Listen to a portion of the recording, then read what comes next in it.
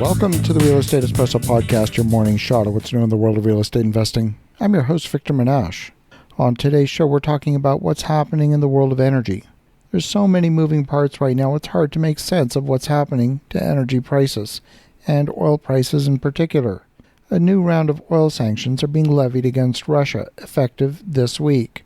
The sanctions would limit the insurance coverage on the cargoes carrying Russian oil. Several countries have stated they will not allow oil tankers to flow through their waters for cargoes that are not insured. That includes ships crossing through the Bosphorus from the Black Sea. And cargoes that are insured by Russia don't count as being actually insured. The average age of oil tankers plying the seas right now is 24 years of age. That's significantly older than the average age of ships only 5 years ago. The shipbuilding industry has been a dying industry, and the number of ships being built is not keeping pace with the age of ships that ultimately will need to retire from active service. New environmental standards are imposing additional requirements on ships that navigate the high seas, including low-sulfur bunker oil. The number of single-walled ships is declining, but there are still a number of these older oil tankers in service. As Russia finds itself increasingly isolated, we can expect them to turn to this fleet of older and smaller ships. The oil tankers currently in service are having to now make longer trips than at this time last year as a result of the war in the Ukraine. Global supply chains have been disrupted, and that means each oil tanker has to go further for longer to deliver its cargo to the destination. That's the equivalent of reducing the global oil tanker fleet capacity. Today, over 90% of the world's ships are manufactured in 3 countries: China, Japan, and South Korea. We can expect that eventually global oil tanker fleet capacity will reduce as a result of this consolidation of manufacturing in just those 3 countries. Well, if there are sanctions against Russian oil, where's that oil going to be sold and what's going to happen to it? We often hear about laundering of money, perhaps in the illegal drug trade. But what about laundering of oil? If Turkey, for example, was to buy crude oil from Russia, refine that oil into finished products, and then resell those finished products to European countries, well, that oil is no longer Russian oil in terms of origin. European countries can buy those distillates from Turkey without the risk of international scrutiny about the origin of the oil. The oil has been completely laundered. We have the world going into economic slowdown. Traditionally, a recession means a drop in demand for oil, and the signs of economic slowdown are visible in many parts of the world, including Europe and Asia.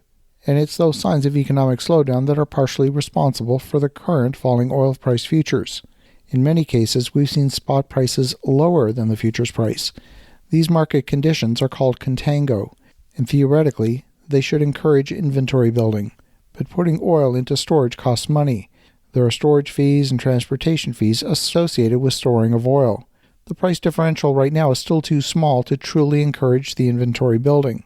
We have inventories at near all-time lows.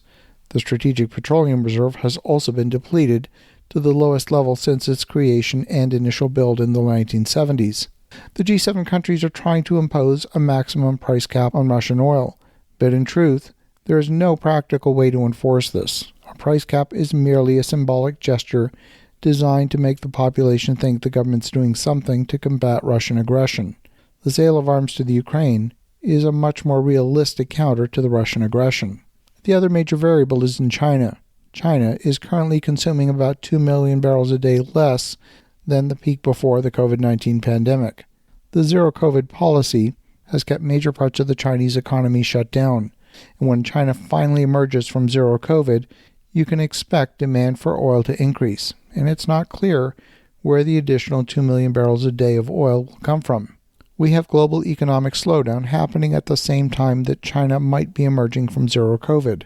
Will one offset the other? It's too soon to say. We have the UK and the US governments threatening oil companies with a windfall profit tax. Basically, these governments have failed to establish the linkage between energy and economic activity. It's as if they're treating them as separate.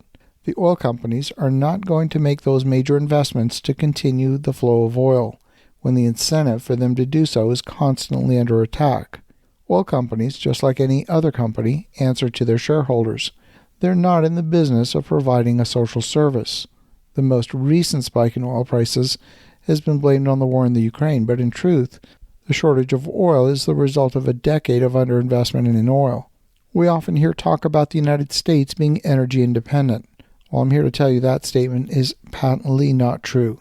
The U.S. light sweet crude oil needs to be mixed with heavier oil from Saudi Arabia or Canada or Russia in order to produce the breadth of products needed to operate in a refinery.